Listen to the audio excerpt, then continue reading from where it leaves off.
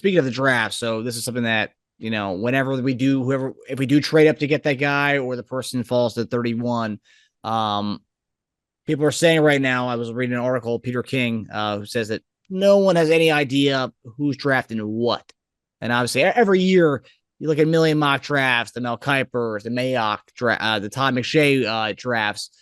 No one really knows. They never really go. That's the beauty about being a draft expert, I guess, because you can make a mock draft for all year long, and then it go nowhere near. It looks nothing like that, but yet you have the job to continue to do the mock draft thing every year. It's probably one of the best jobs to have is being a mock draft analyst guy for ESPN or one of these networks. You can you just predict a 32 team draft or a first round, and it could go nothing like that. But yet you have your job again next year, and you continue to predict and project.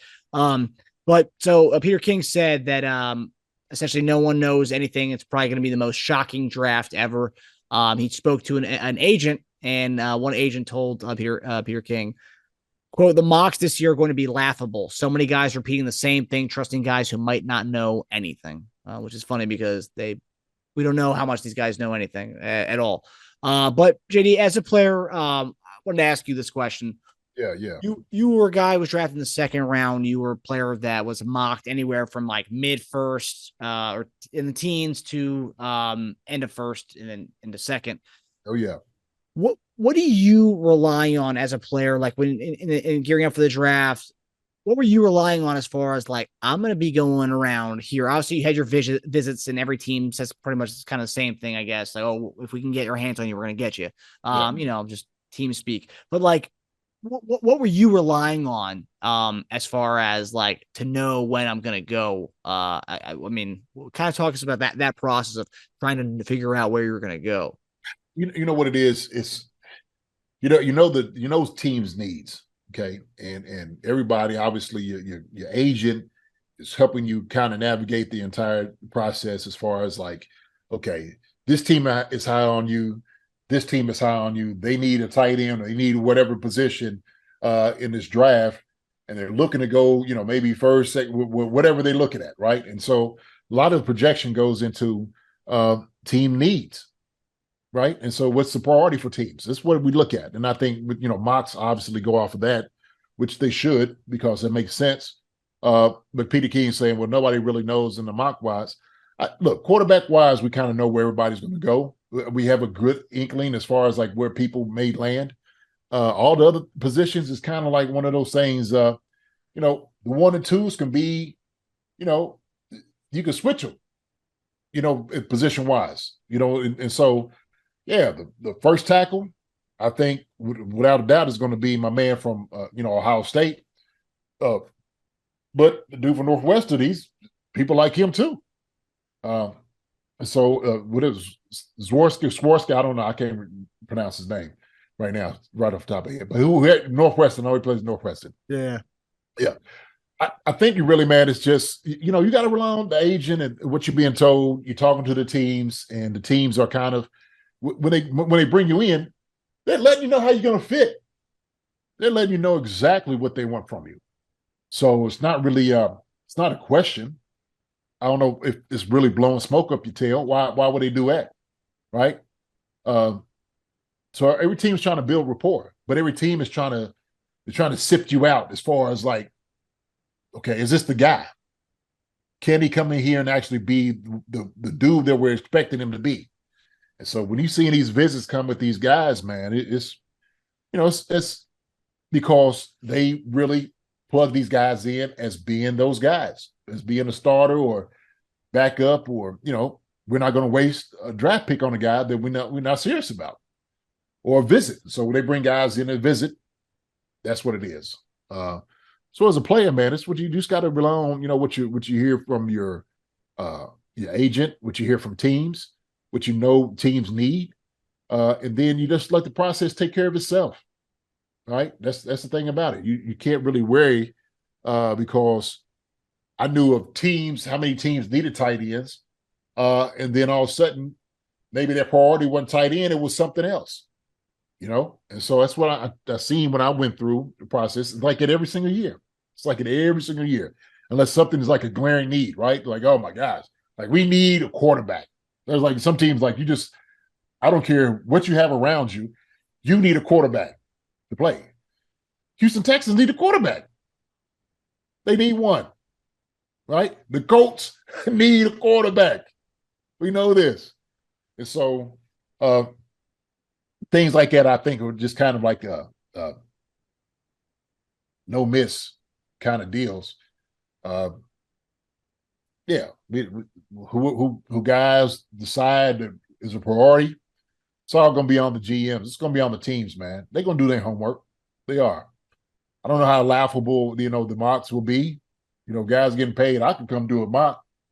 Heck, our mocks for the last couple of years have looked pretty good. We've been pretty spot on, right? Yeah. Heck, we talked about who we were going to get. We got George, right? We said something about Sky. Talked about Kennard. We talked about Cook, right? Yeah. We was naming guys, that was going to get drafted. And we was right on it. We were spot on. We were talking about those guys. Shoot. We actually have our mock draft episode in 2 weeks, the Wednesday before the draft, the day before. So I mean that's good. That I can't wait to see how spot on you are. Hey man, hey, like that. I know. I did. Even the one you didn't get, I remember you had in one of the ones you talked about Elam being your first round pick. Hey, right position. You were on it. We ended up trading him for McDuffie, but hey, we were on it. And who do we trade up in front of? We traded in front of Buffalo, who ended up drafting Elam. So you were right there. Right. I was right there. So yeah, man. And guys, look, and guys know you watch. Like I said, it's all about watching teams and seeing what what the need is, how guys will be able to fit into certain schemes. Shoot, you could be the most talented receiver, but you might not be what we need. Like I said, he could be a guy who's 5'9", 5'10". They need a guy who's 6'4". Yeah. We love you, but we need this guy, right? So they talked about the TCU receiver. They talked about what's my man Bijan. They talked about him. Teams would love to have him, but what teams need running backs? Who's going to jump on him, right? Yeah, what it boils down to.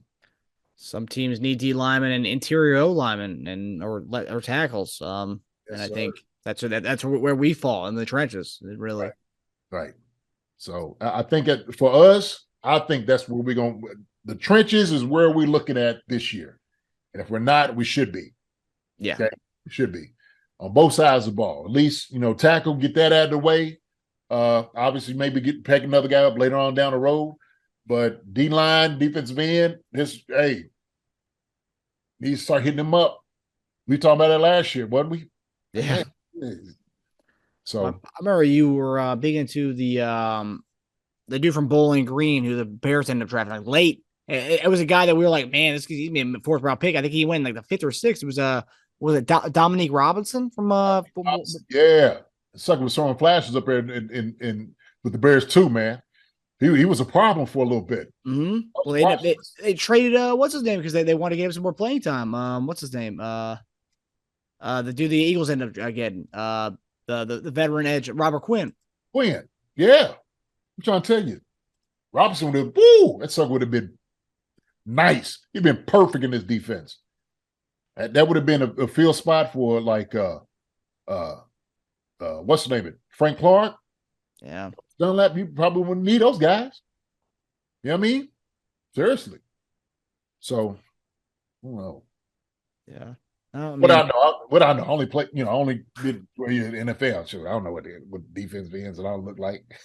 I was gonna say it was like you, based on the mock drafts, what you did last year and the years prior is like it tells you how players, and it's the thing. There's certain, some of the guys out here, they know the analytics aspect, the numbers side of things, but there's something in the feel. And I with my other podcast with Eric Snow, there's something. And when we do game predictions, he says stuff like, "Oh, road trip to back to back." Like there's certain times where he'll pick a game, and I'm like, "Really, you're gonna go with them?"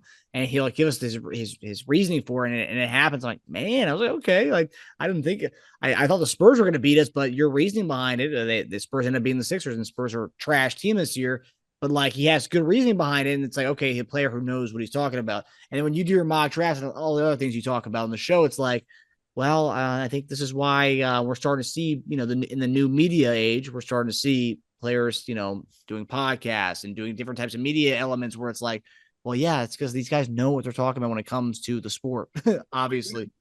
I mean, we didn't seen it. We didn't seen plays. We see how guys move. We see, what their, what type of moves they have, their movement, bends, all those different things. The aptitudes, we play so much against it that we could recognize these things. We could recognize weaknesses in particular players, their games as well. Yep. So, the thing is, when we analyze things maybe a little bit different than other people because we have played a game, right? And so when I'm sitting there watching and somebody might be like, oh man, this guy looks fast. It's like, okay, who did he play against? What does his feet look like? Was the guy that he was going against, is he a really good guy? What is his talent? So you had to, all these things you had to go into and measure, in your mind and quantify, like, is this okay? Is this guy a legit dude? Is he legit? So I know defensive ends because I done gone against the best ever.